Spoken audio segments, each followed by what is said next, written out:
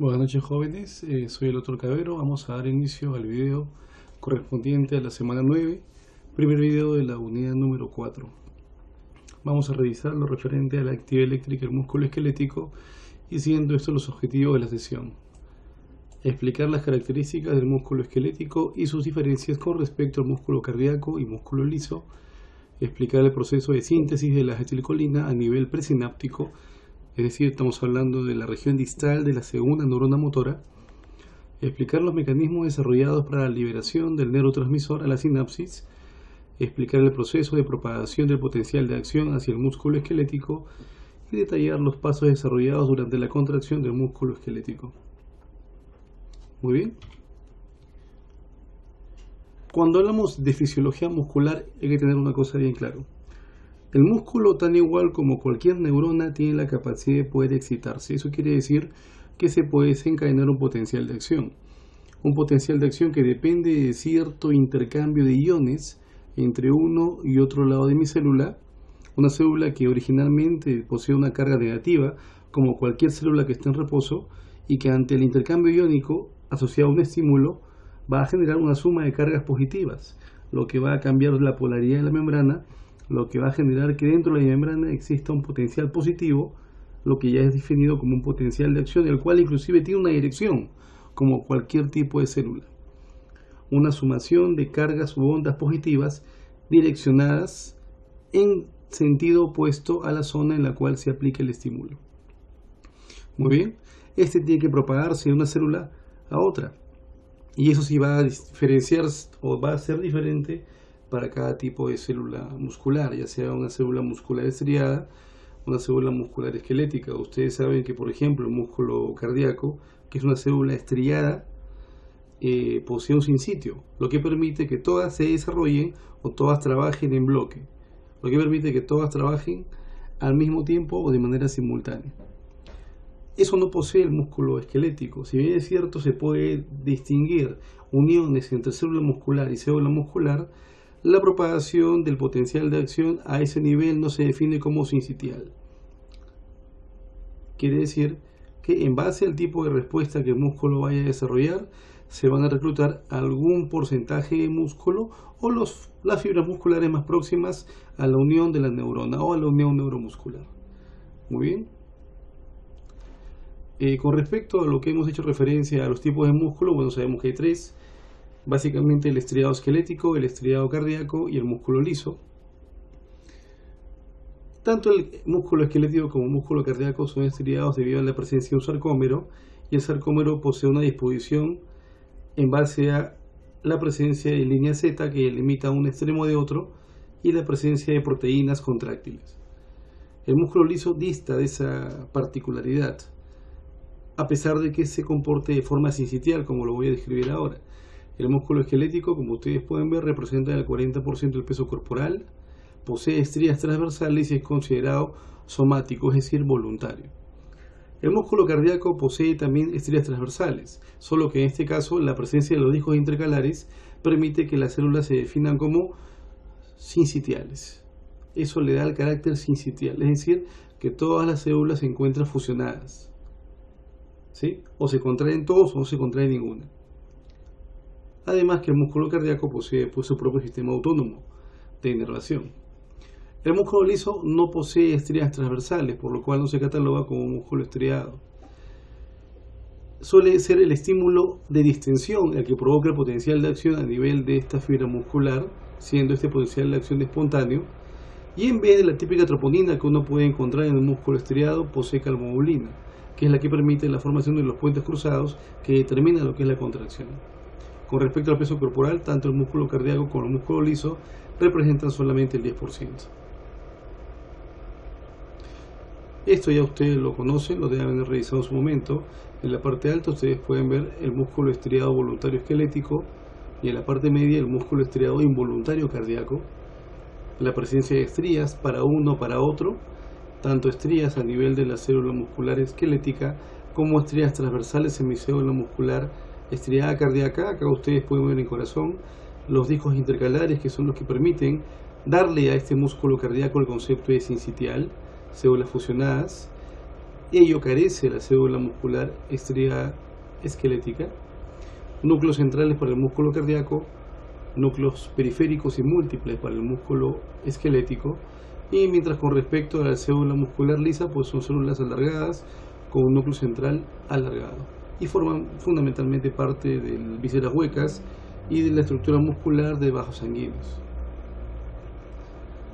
Entonces, bajo ese concepto encontramos que el músculo esquelético forma parte de un complejo que ya conocemos, que es el complejo del aparato locomotor, el complejo funcional del sistema locomotor. Y al ser somático, al ser voluntario, permite desarrollar actividades que pueden desencadenarse, ya sea a la voluntad o en un momento determinado tornarse automáticas, como por ejemplo la activación de los músculos estriados ventilatorios durante la inspiración o durante la exhalación, por más que ésta se considere como una respuesta a un fenómeno pasivo, me refiero a la exhalación. Entonces, el músculo esquelético voluntario, estriado esquelético voluntario, es somático, pero a la vez puede de manera automática trabajar para desencadenar ciertas actividades que podemos en un momento determinado concientizar, como la ventilación, como la inspiración o como la marcha. Cuando caminamos no estamos constantemente pendientes de cómo se moviliza cada segmento de mi extremidad inferior. Iniciamos la marcha y el paso o el recorrido en mucho del tramo tiende a ser automático o asociado ya pues a una respuesta que no es controlada directamente por la voluntad, pero que podemos en un momento determinado concientizar. Muy bien, acá ustedes pueden ver un hueso, un tendón y un músculo. Esta gráfica solo para que ustedes entiendan que las células musculares, las fibras musculares no están libres o no están sueltas de forma desorganizada a nivel de el aparato locomotor, el sistema locomotor. Si hablamos de por sí, el músculo posee niveles, cada uno de ellos separados por membranas o cubiertas que permiten darle cierta estructura o diferenciación funcional. Es decir, no solamente estas fases o membranas sirven para poder compartimentalizar de manera anatómica el tejido muscular, sino a la vez sirve para poder darle cierto carácter funcional. Por ejemplo, si yo hablo de un músculo grande, como puede ser el músculo bíceps braquial, la membrana externa que cubre a ese músculo se denomina fascia, y la fascia para ese músculo esquelético se denomina aponeurosis. ¿Sí? También se puede llamar epimicio. Entonces el epimicio, que es la aponeurosis que cubre externamente al músculo esquelético, es lo equivalente a la fascia muscular, tan igual como la fascia del encéfalo es la meninge, tan igual como la fascia de las vísceras abdominales es el mesenterio. Muy bien, si yo secciono de forma transversal a este músculo grande, a este gran músculo, como por ejemplo les mencioné el bíceps braquial, yo encuentro una serie de extractos longitudinales circulares que son las llamadas fibras musculares, envueltas por una membrana tan similar como era el epimicio, el perimicio. Entonces ustedes van a ver que al seccionar de forma transversal a este músculo de gran calibre, encontramos una serie de bandas circulares. Acá se puede notar una con mayor claridad, que vendría a ser una fibra muscular envuelta por una membrana denominada perimicio. Y al estar envuelto por el perimicio, a esta fibra muscular se le va a pasar a conocer como fascículo muscular, el cual inclusive al seccionar de forma transversal va a poseer también pequeñas fibras musculares segmentando o segmentadas denominadas miofibrillas, las cuales van a estar también cubiertas por una membrana, la cual se va a definir como endomicio. ¿De acuerdo? Que envuelve a la fibra o célula muscular. Entonces, hablamos de que el músculo en general posee niveles de organización, desde los más pequeños, que son las miofibrillas, hacia los de mediano calibre, como los fascículos, fibras musculares, y finalmente el músculo esquelético entero, un músculo grande, un músculo motor. Esta es una forma de segmentar las fibras musculares. Más adelante, en otro video, vamos a hablar de que el músculo esquelético, el músculo somático, también tiene la capacidad de poder diferenciarse en base al tipo de actividad y al tipo de receptor que posea este músculo. Estoy haciendo referencia al uso muscular, que más adelante vamos a ver. Ahora, cuando hablamos de la miofibrilla, ustedes pueden ver que esta miofibrilla no es nada más que la suma o la continuidad de unidades funcionales para el músculo esquelético. Hago referencia a los sarcómeros. Entonces, la unión de varios sarcómeros en línea va a ser una fibra muscular, o una miofibrilla, perdón. La unión de varios sarcómeros en línea van a poder definir una miofibrilla. Y acá ustedes pueden ver de manera macroscópica o en una imagen mucho más clara los elementos que les acabo de mencionar. Por ejemplo, acá ustedes pueden ver a una fibra muscular, ¿de acuerdo? Que hay una célula muscular con su núcleo periférico. Acá ustedes pueden ver ciertos componentes que ya conocemos, por ejemplo, la membrana que envuelve externamente a esta célula muscular, a este sarcómero, se define como sarcolema. El sarcolema tiende a invaginarse, es decir, tiende a doblar sobre sí mismo, a replegarse sobre sí mismo para poder profundizarse y llegar hacia las zonas más profundas del músculo esquelético. Muy bien. Por el sarcolema se propaga el potencial de acción, así que el hecho de que este sarcolema se desdoble sobre sí mismo o se invagine para profundizarse va a facilitar que el potencial de acción que viaja por el sarcolema se propague a la profundidad del músculo esquelético. Ahora, ¿qué hay a los lados del sarcolema? ¿Qué hay a los lados de esta invaginación de este sarcolema? ¿Qué hay a los lados del túbulo T? Que como ustedes pueden ver acá son una invaginación de sarcolema. Estas cisternas de color verde, que son los denominados retículos sarcoplasmáticos. A diferencia del músculo cardíaco, que posee solo un gran retículo sarcoplásmico acompañando a un túbulo T, en el músculo estriado-esquelético hay dos retículos sarcoplasmáticos acompañando a un túbulo T. Una vez que se propaga el potencial de acción a nivel del túbulo T, se liberan las sustancias almacenadas en mi retículo. Básicamente se libera el calcio, que va a dar inicio a la fase mecánica de la contracción muscular que más adelante vamos a ver. Ahora ustedes pueden ver acá a una miofibrilla. Una miofibrilla que está conformada por una continuidad de unidades estructurales y funcionales para el músculo esquelético, que son los denominados sarcómeros. Un sarcómero se define como una unidad funcional que va desde una línea Z hasta otra línea Z. Líneas de las cuales se desprenden unos miofilamentos delgados proteínicos denominados bandas proteínicas de actina, y una estructura en la cual encontramos otros miofilamentos gruesos proteínicos denominados las bandas de miosina. Acá en la parte inferior lo pueden ver con más claridad.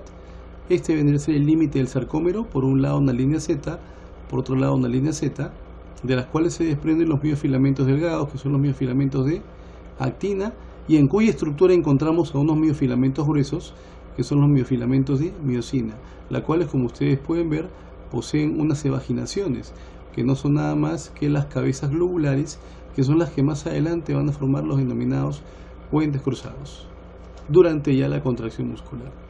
Ahora miren, podemos inclusive a esta estructura miofibrilar catalogarla en bandas. Por ejemplo, la banda A es aquella en la cual encontramos el espesor o longitud total de lo que es la miosina. Si ustedes ya se han dado cuenta, al momento de que se acorte la fibra muscular, al momento de que se contraiga el músculo, al momento que las líneas Z se aproximen durante esa contracción, esta banda A va a mantener su longitud, puesto que corresponde a toda la longitud o todo el espesor de los miofilamentos de miosina. La banda I es aquella que va entre los sarcómeros, teniendo como punto central la mielina Z, en la cual solamente voy a encontrar bandas de actina, por lo cual durante la contracción muscular, al aproximarse mi línea Z con respecto a mi otra línea Z, esta banda I va a acortarse. Tengo una banda H que no está descrita aquí, que es la que está justamente esta porción, en la cual solamente encontramos miofilamentos de miosina, la cual también se va a cortar durante la contracción. Aquí está su equivalente, y una línea central que es la llamada línea E. En esta imagen ustedes pueden ver una ampliación de lo que les mencioné. Como les dije, tengo los miofilamentos delgados, que son los miofilamentos de actina, que como ustedes pueden ver están formados por dos hileras de cadenas de aminoácidos, las cuales se van a enrollar una con respecto a la otra de manera espiraloide. Ahora, ¿qué más encontramos en relación a estos miofilamentos de actina? Otras proteínas de menor peso globular o peso molecular, que son las miofilamentos de tropomiosina, que más adelante les voy a explicar para qué sirven, y además otras proteínas, que son las denominadas troponinas. Entonces, estos miofilamentos delgados, que son los miofilamentos de actina, va a estar en relación a la tropomiosina y a tres troponinas, la T, la I y la C, que más adelante les voy a explicar. Cuando hablamos de los miofilamentos gruesos, que son los miofilamentos de miosina, encontramos que ellos están conformados tanto por cadenas delgadas como por cadenas gruesas, y posee estas cabezas globulares, que son prolongaciones de la miosina que tienen la capacidad de acoplarse al sitio activo de la actina mediado por una hidrólisis de una molécula ATP, o sea, mediado por energía, y formar un puente cruzado, que es el necesario para que se desarrolle la contracción muscular. En un otro tipo de imagen, ustedes pueden ver acá el sarcómero, línea Z a línea Z, con la banda A que ya conocen, la banda A por acá estaría la banda I, sería la banda H y mi línea M, con ciertas longitudes para cada uno de mis segmentos para que sea más fácil entender el tamaño de esta fibra muscular, esta unidad funcional que es el sarcómero. Y aquí se hace una revisión rápido de las proteínas a las que he hecho mención. Por ejemplo, la proteína que ustedes pueden evidenciar ahí que posee mayor peso molecular es la titina. Titina, ¿sí? Su peso molecular es mayor con respecto a lo que es el resto de proteínas ubicadas a nivel del músculo esquelético, a nivel del sarcómero. La titina viene a ser como una especie de molde. ¿Qué quiere decir? Por ejemplo, si yo no tuviese una mano y tuviese solo un muñón a nivel del extremo distal del antebrazo y quisiera diseñar yo una mano con palma, con dorso, con dedos, tendría que primero colocarme un guante.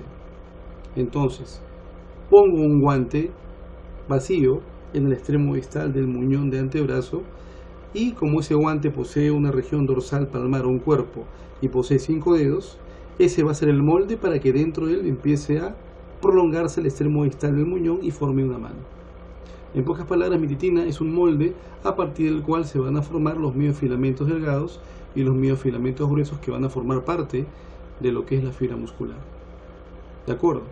Va a permitir inclusive que durante la contracción muscular se mantengan de cierta forma independientes, de forma estructural, no de manera funcional, sino de forma estructural, los miofilamentos delgados de los miofilamentos gruesos, permitiendo que la contracción muscular sea regular, armónica y que no aparezcan enmañaramientos.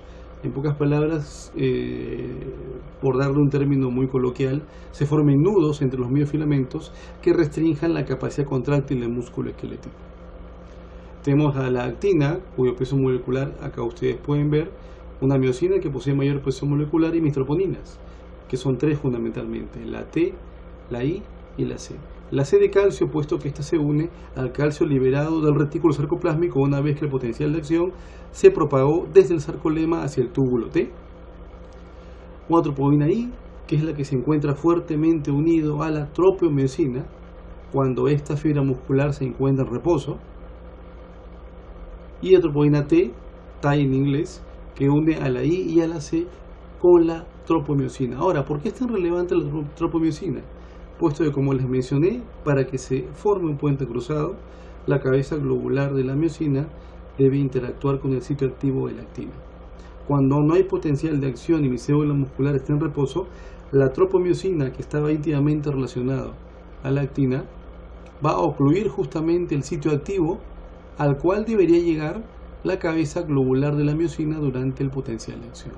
Entonces, en reposo, los sitios activos de la actina, que son necesarios que estén libres para que la cabeza globular de la miosina haga contacto previo metabolismo energético o previo empleo de energía, forma un puente cruzado y se dé la contracción muscular, el acortamiento del sarcómero, ese sitio activo de la actina va a estar ocupado por la tropomiosina en reposo. Entonces, mientras que esa proteína esté ocupando el sitio activo de la actina, va a ser imposible que se forme un puente cruzado y se dé la contracción muscular. Muy bien.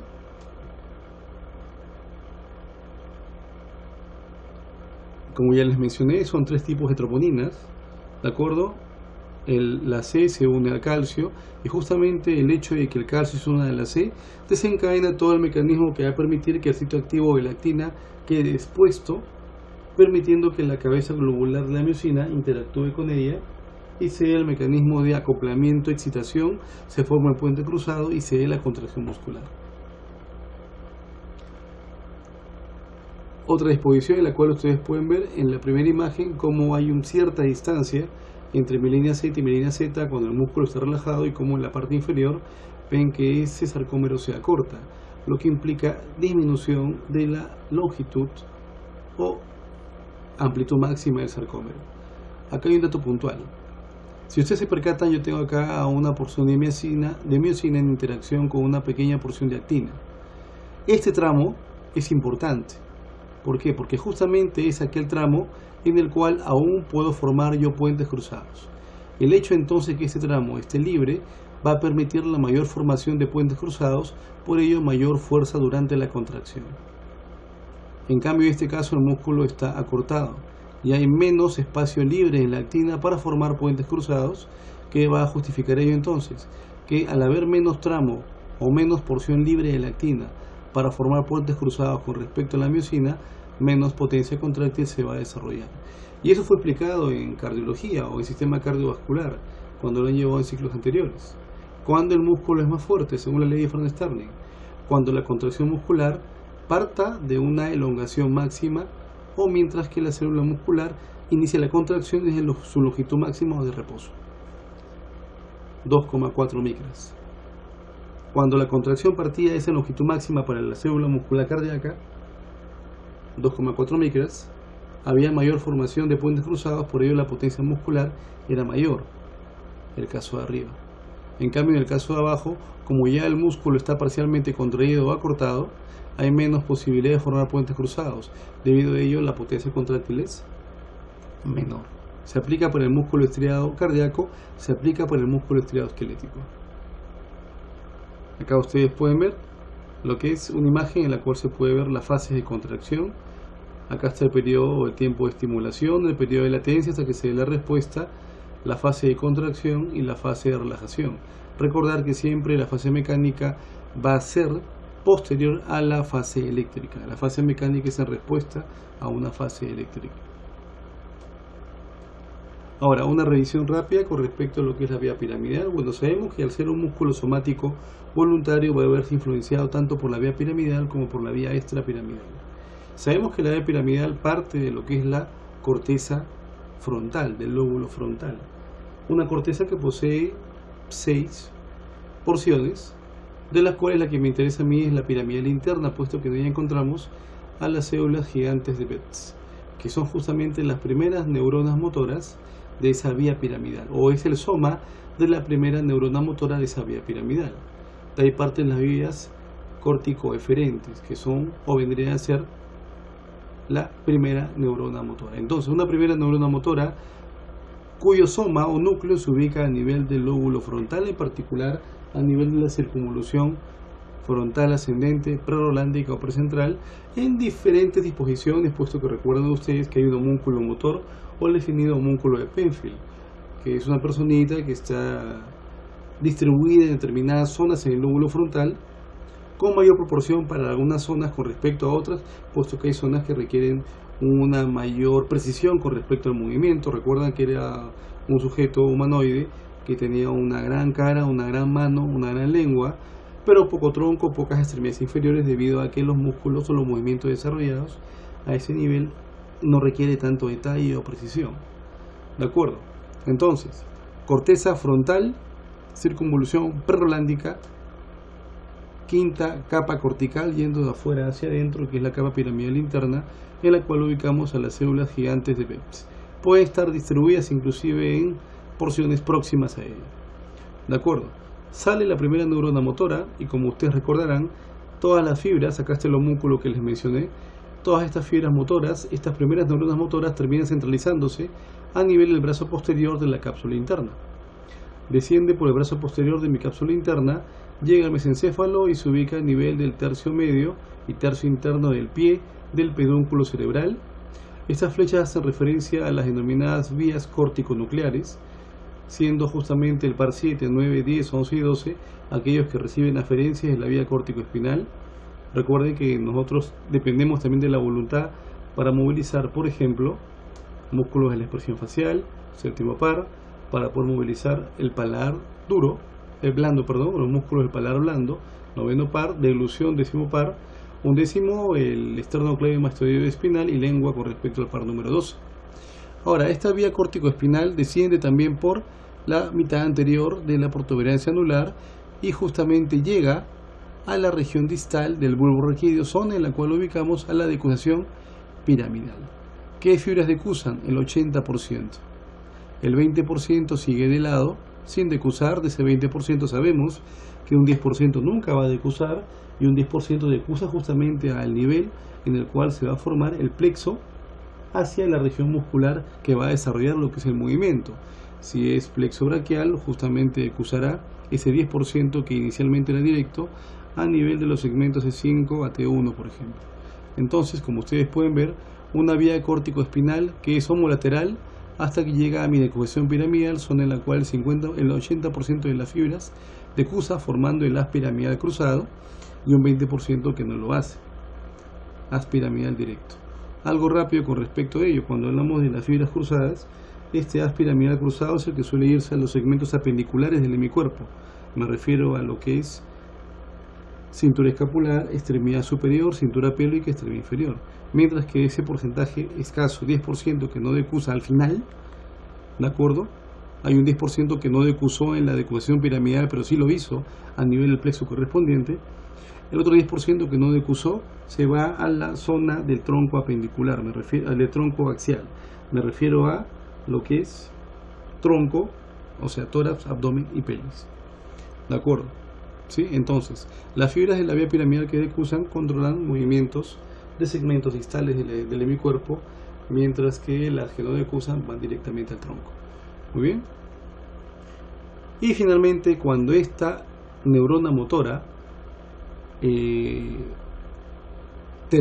esa primera neurona motora termina llegando a la médula espinal, ustedes recordarán que es el sinapsis con la segunda neurona motora, cuyo soma se ubica en el asta gris anterior de la médula espinal, y una segunda neurona motora que es la que sale por la raíz anterior, forma el nervio, se define a partir de lo que es el plexo y finalmente llega hacia el músculo esquelético. Y acá ustedes pueden ver la región distal de la segunda neurona motora. Muy bien, entonces, primera neurona motora hasta que llega al asta gris anterior de la médula espinal, zona en la cual encontramos a la segunda neurona motora, tanto de las vías que decusaron como las que no decusaron, y una segunda neurona motora que termina llegando finalmente a lo que es la unión neuromuscular. Entonces, cuando hablamos de una unidad motora, tenemos dos componentes: una motoneurona y las fibras musculares que va a inervar. ¿De acuerdo? Una motoneurona, que es la segunda neurona motora o neurona motora inferior, y las fibras musculares que va a inervar. Ahora, con respecto a ello, y algo que les mencioné hace un momento, es hacer referencia a justamente la necesidad de nervios o de mayor o menor proporción de fibras nerviosas para un bloque o un grupo determinado de fascículos musculares. Por ejemplo, si yo hablo de músculos o movimientos desarrollados por las manos, una neurona motora o una motoneurona solamente va a inervar a 4 a 10 fibras musculares. Quiere decir que la palma de la mano o los músculos ubicados en la mano requieren mayor cantidad de motoneuronas para poder hacer el movimiento, puesto que desarrollan movimientos finos, mano o globo ocular. Mientras que si hablamos de movimientos groseros como los gemelos, el glúteo, músculos de la espalda, una motoneurona con facilidad puede llegar a inervar 200 a 1000 fibras musculares, puesto que los movimientos no requieren ser tan precisos, los movimientos no requieren ser tan estilizados o tan armónicos. Muy bien, en la imagen ustedes pueden ver la unión neuromuscular con la segunda neurona motora con las vesículas sinápticas, las cuales son liberadas a la hendidura. El receptor del músculo esquelético capta el neurotransmisor, desencadena el potencial de acción que se propaga por el túbulo T, lo que facilita la salida del calcio al retículo, y cómo este calcio finalmente interactúa con ciertas proteínas en el músculo esquelético para desencadenar la formación de un puente cruzado y a partir de él el potencial o la respuesta mecánica a ese potencial de acción, es decir, la contracción muscular. Muy bien. Ahora, acá ustedes pueden ver en la imagen, lo que quería poner acá es cómo ese potencial de acción en el músculo esquelético va a diferenciarse en lo que es el potencial de acción del músculo cardíaco y el potencial de acción del músculo liso. Acá ustedes pueden ver una imagen conocida en la porción central, el potencial de acción del músculo cardíaco. No vamos a definirlo, no vamos a explicarlo, puesto que ustedes lo deben conocer, pero sí hay un dato que es puntual. Recuerdan ustedes que el potencial de acción del músculo, de cualquier músculo en general, de cualquier célula, requiere una sumatoria de ondas positivas. Todas, si se percatan, parte de un potencial en reposo negativo. Es decir, dentro de mi célula, tanto muscular lisa, muscular cardíaca y muscular esquelética, el potencial de reposo o el potencial de membrana en reposo es negativo. Mayor cantidad de cargas negativas dentro que fuera de mi célula. Potencial de reposo de mi célula muscular. Y cuando se desencadena el potencial de acción, la sumatoria de cargas positivas o sumación de cargas positivas, esa adición de cargas positivas va a hacer que el potencial de acción llegue a valores por encima de cero.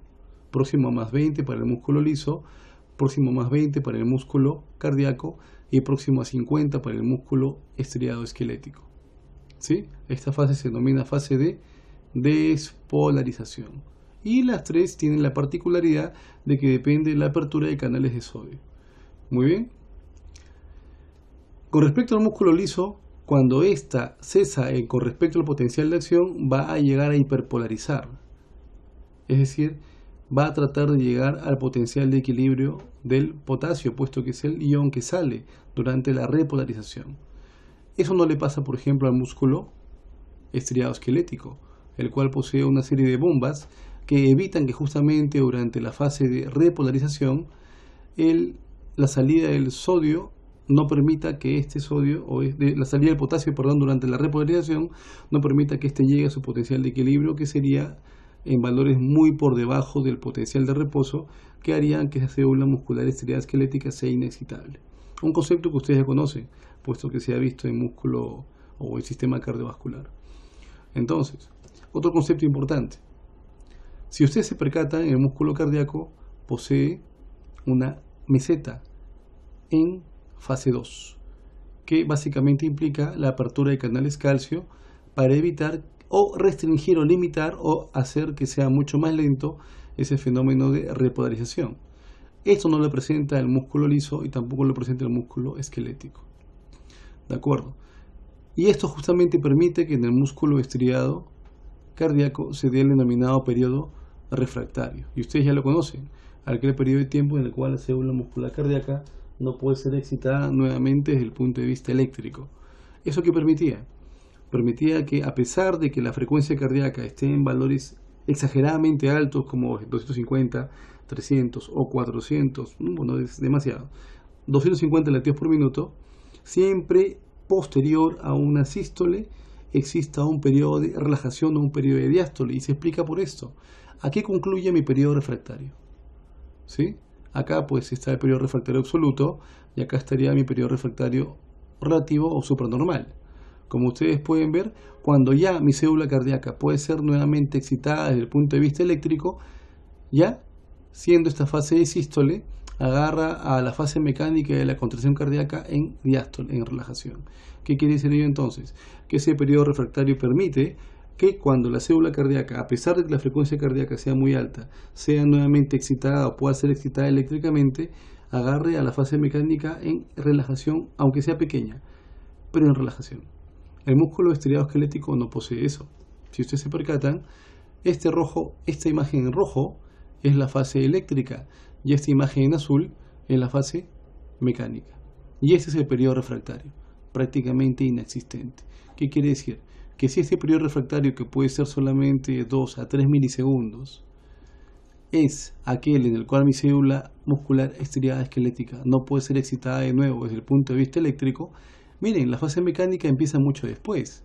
Entonces, si se percatan, si este justo es el punto en el cual ya terminó el periodo refractario del músculo estriado esquelético, 2 o 3 milisegundos, y ya puede nuevamente ser excitado desde el punto de vista eléctrico o eléctricamente, ni siquiera ha iniciado la fase mecánica.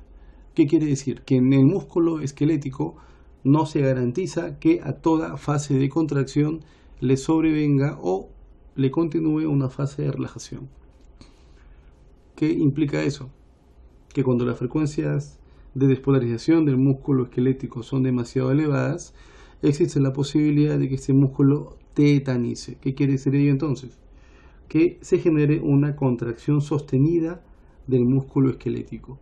Es decir, la frecuencia cardíaca es tan alta que ya no habría una fase de relajación posterior a una fase de contracción. Y sería solo una contracción sostenida, una contracción tetánica sostenida. Muy bien. Por eso es que el músculo estriado esquelético tetaniza. Y así no lo hace el músculo estriado cardíaco, puesto que este posee su periodo refractario mucho más amplio, prácticamente 200 milisegundos. Otro componente más de esta estructura o este componente funcional del músculo. Acá ustedes pueden ver la unión neuromuscular viendo sus tres componentes. Por este lado, la región distal de la neurona motora inferior o segunda neurona motora. Por este lado, lo que es la hendidura sináptica, en algunos textos se conoce como sinapsis. Y por este otro lado, la célula muscular con sus receptores. Justamente receptores para la acetilcolina. Algo rápido con respecto a ello, más adelante se va a explicar. Ustedes pueden ver que una vez que se propaga el potencial de acción, se aperturan canales de calcio. Canales de calcio que van a permitir que las vesículas que están sujetas por microtúbulos a nivel de esta región distal de la neurona motora inferior se liberen y se aproximen hacia la membrana presináptica, interactúe con ella, se fusione a ella y por un fenómeno de exocitosis libere el neurotransmisor a la sinapsis. ¿De acuerdo? Entonces, cuando el potencial de acción se propaga desde el soma hacia la región distal de la neurona motora inferior, la apertura de canales calcio permite que se desencadenen ciertos fenómenos enzimáticos dentro de esa neurona que va a facilitar que esos microtúbulos que tenían sujetos a las vesículas con el neurotransmisor se rompan y así las vesículas caigan, entre comillas, aproximándose hacia la membrana presináptica, se fusione a ella por una serie de marcadores o proteínas y libere su contenido hacia la sinapsis. Acá ustedes pueden ver cómo este calcio va a facilitar que esta vesícula se aproxime hacia la membrana presináptica y libera el neurotransmisor. Finalmente, el neurotransmisor debe interactuar con un receptor ubicado en el músculo esquelético. Y lo particular de esto, ¿cuál es? Que se percatan, si no llega ningún tipo de neurotransmisor o acetilcolina, receptor cerrado. Si llega solo uno, receptor cerrado. Para que se abra este canal debe llegar dos neurotransmisores. Muy bien. Una vez que se degrada este componente, debe recaptarse parte de este neurotransmisor degradado como la colina, que es necesario para la síntesis de un nuevo neurotransmisor. Ahorita lo vamos a explicar. Primero, síntesis y metabolismo de la acetilcolina. Como ustedes pueden ver acá, para formar acetilcolina requiere dos elementos fundamentales. ¿Cuál? La acetilcoenzima A y la colina. ¿Qué es la colina? La colina es un elemento funcional del neurotransmisor, que es justamente esta colina es la que aparece una vez que mi neurotransmisor ya fue metabolizado o degradado por el receptor muscular y formó dos productos, acetato que se desecha y colina que se reutiliza. Entonces, adelantándonos un poquito, una vez que este neurotransmisor llega al receptor nicotínico de la fibra muscular, es degradado por una esterasa. Y una vez que se degrada la acetilcolina por esa esterasa, forma dos elementos, acetato y colina. Acetato se desecha y la colina se recapta a nivel presináptico mediado por un canal sodio para nuevamente usarlo de materia prima y formar otra acetilcolina al unirlo a una acetilcoenzima A. Entonces, la acetilcoenzima A más la colina, acá ustedes pueden ver, forman la acetilcolina. Ahora, esta acetilcolina debe ingresar a unas vesículas para así ser protegida. ¿Sí? Y una vez que llega a vesículas, no se encuentra libre bailando en la región distal de la neurona motora inferior, sino que sujeta a esa región distal por microtúbulos, que son proteínas. Toda célula posee una estructura esquelética definida en base a microtúbulos o miofilamentos proteicos. Muy bien, estos microtúbulos o miofilamentos proteicos son los que sujetan a esta vesícula sináptica, la cual ya posee el neurotransmisor, evitando que ésta se aproxime a la sinapsis cuando es necesario. Muy bien. Cuando el potencial de acción se desencadena a nivel de mi célula muscular, o de mi célula nerviosa, perdón, de mi neurona motora inferior, se aperturan canales de calcio. Ojo, un potencial de acción que, como ya ustedes conocen, implica la sumatoria de cargas positivas, va a permitir la apertura de canales calcio que van a activar ciertas cascadas enzimáticas mediadas por las sinapsinas, sinaptocrinas, sinaptorebinas, que va a romper justamente los túbulos que mantenían sujeto a esta vesícula, permitiendo que esta vesícula se aproxime hacia la membrana presináptica, se fusione a ella y por un fenómeno de exocitosis libere al neurotransmisor hacia la sinapsis o hendidura sináptica.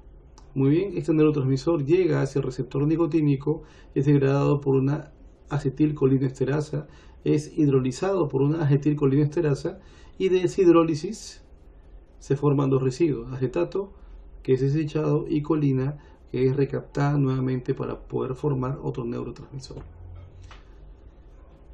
Suelen liberarse un promedio de 200 vesículas de acetilcolina hacia la membrana postsináptica después del potencial de acción. Acá ustedes pueden ver que para justamente poder facilitar, uno, la unión de la acetilcoenzima con la colina requiere una transferasa.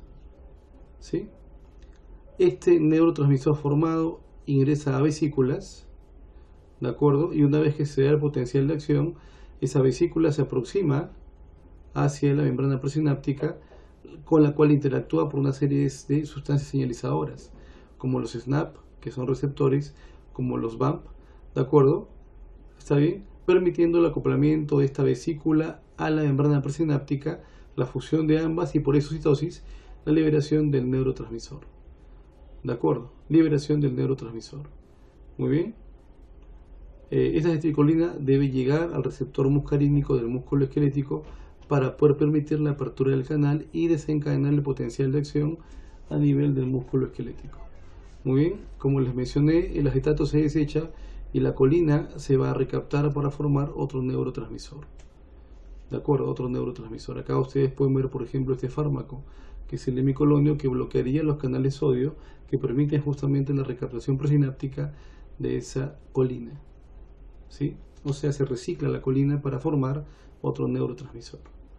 Muy bien. Y acá ustedes pueden evaluar o pueden visualizar al receptor nicotínico del cual les está mencionando. Como estamos hablando de acetilcolina, los receptores que justamente captan a ese neurotransmisor se denominan colinérgicos y tenemos dos tipos, los nicotínicos y los muscarínicos.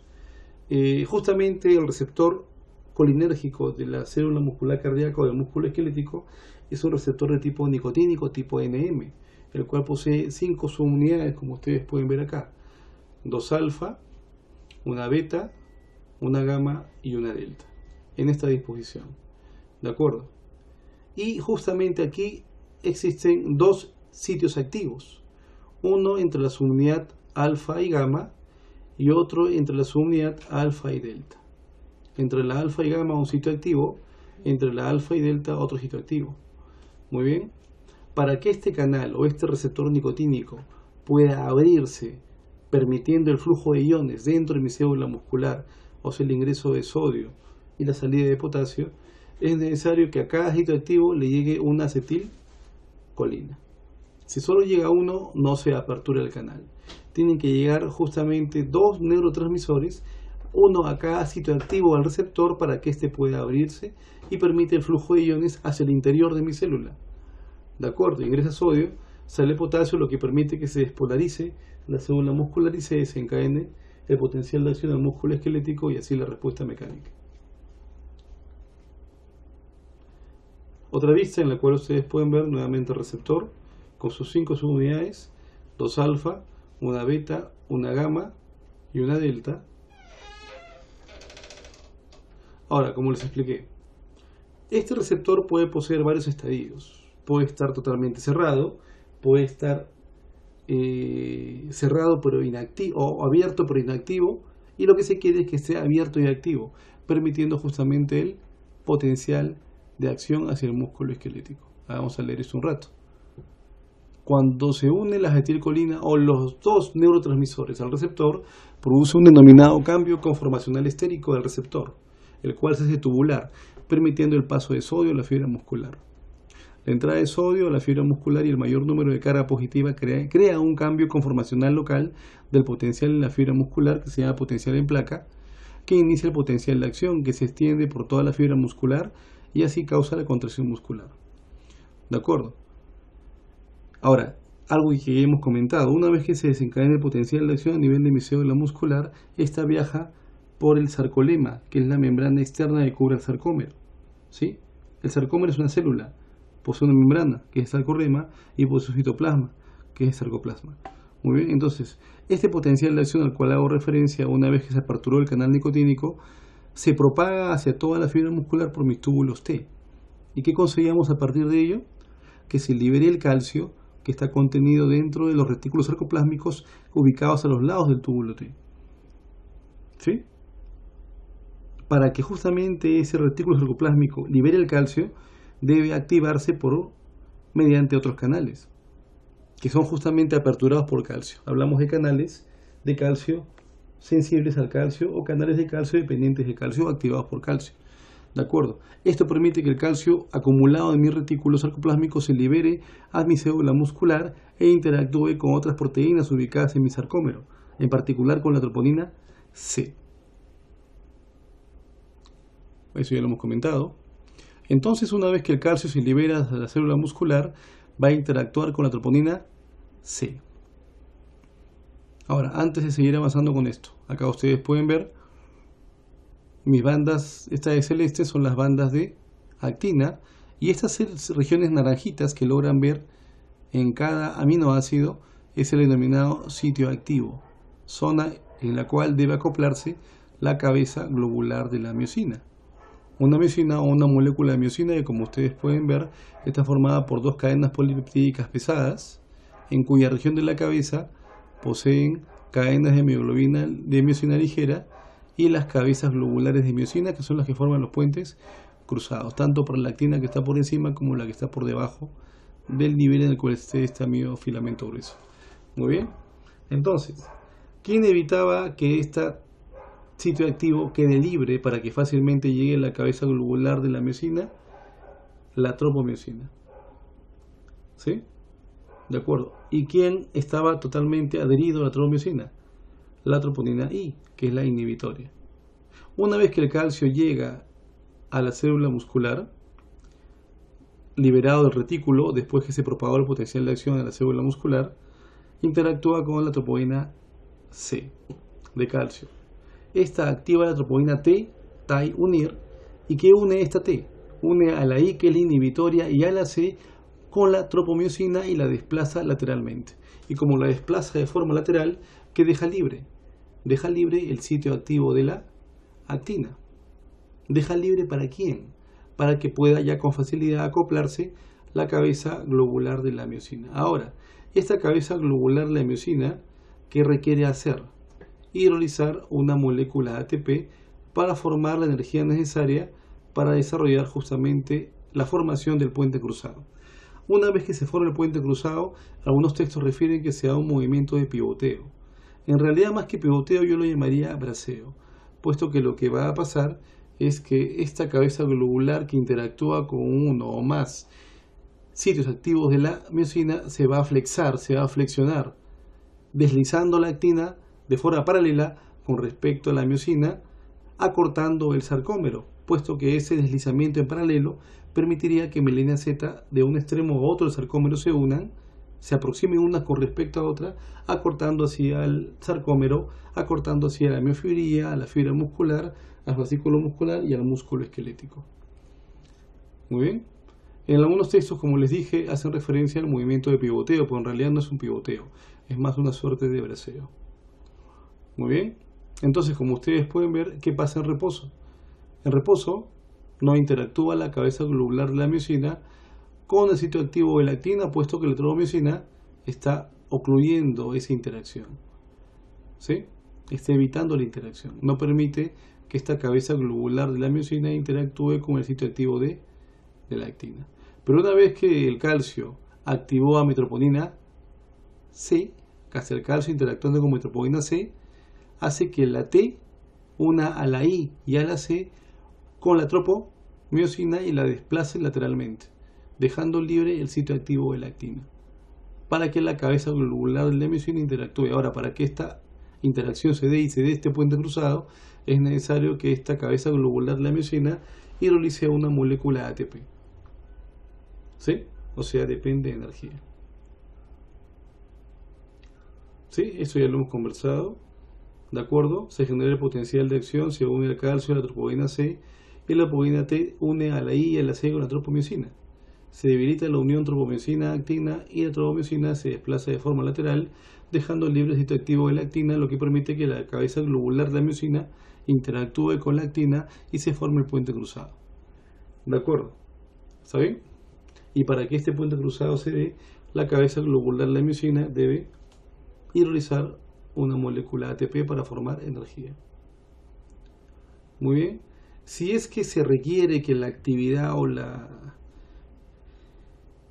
actividad, el movimiento se sostenga en el tiempo, va a ser necesario pues que se hidrolice más de una molécula ATP, puesto que la energía utilizada va a ser mayor por un lado, y por otro lado, a medida que se vaya degradando el neurotransmisor en la sinapsis, va a ser necesario que aparezca otro neurotransmisor que haga contacto con ambos sitios activos del receptor y se siga propagando el potencial de acción.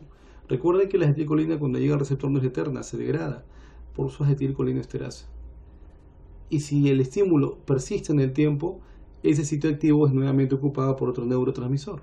Y así, a medida que la actividad se sostenga en el tiempo o sea necesario aún realizar la actividad.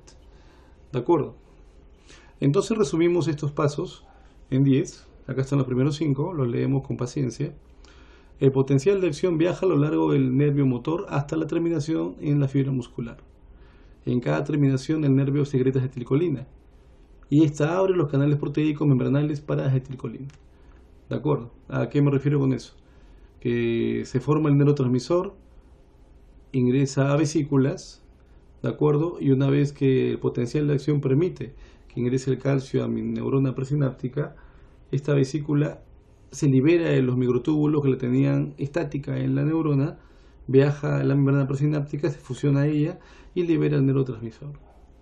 Ahora, este neurotransmisor interactúa con el receptor nicotínico, 2 acetilcolinas para un receptor, una en cada sitio activo, lo que permite que se propague un flujo de iones hacia el dentro de mi célula muscular, lo que permite que se propague el potencial de acción hacia mi célula muscular. ¿De acuerdo? Esa propagación permite que se libere el calcio secuestrado en las cisternas. Recuerden que dentro de mis cisternas o retículos hay unas sustancias llamadas la calsecuestrina. Muy bien, la interacción entre el calcio y la calsecuestrina se pierde una vez que hay un influjo positivo de calcio dentro del mismo retículo, canales de calcio activados por calcio, permitiendo eso que finalmente el calcio se libere hacia el músculo esquelético, desencadenando ya la fase mecánica del potencial de acción.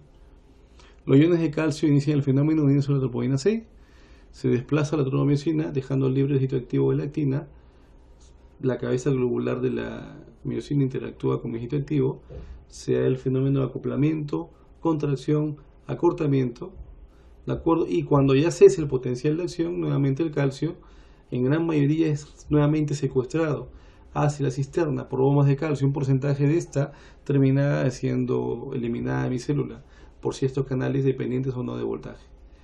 ¿De acuerdo? El hecho de que el calcio se retire de la célula muscular cesa la contracción muscular. Muy bien, entonces, como conclusión de este video tenemos que el músculo esquelético es un tipo de músculo estriado somático, el cual posee capacidad contráctil.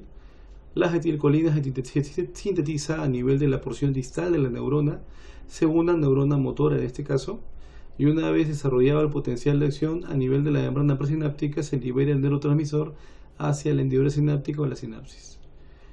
La acetilcolina hace contacto con el receptor nicotínico del músculo esquelético, el cual se abre permitiendo un intercambio iónico intenso y generar un potencial de acción en el propio músculo. Y la respuesta mecánica a este potencial de acción es la contracción del músculo esquelético, lo que implica el acortamiento de la fibra muscular. Muy bien, jóvenes, con este video se ha pretendido dar una revisión rápida acerca de los mecanismos eléctricos y un adelanto de lo que es la respuesta mecánica que se da en el músculo esquelético una vez que se desarrolla un potencial de acción condicionado a una orden, condicionado a la necesidad de realizar algún tipo de actividad. Muy bien, jóvenes, eso es todo. Buenas noches.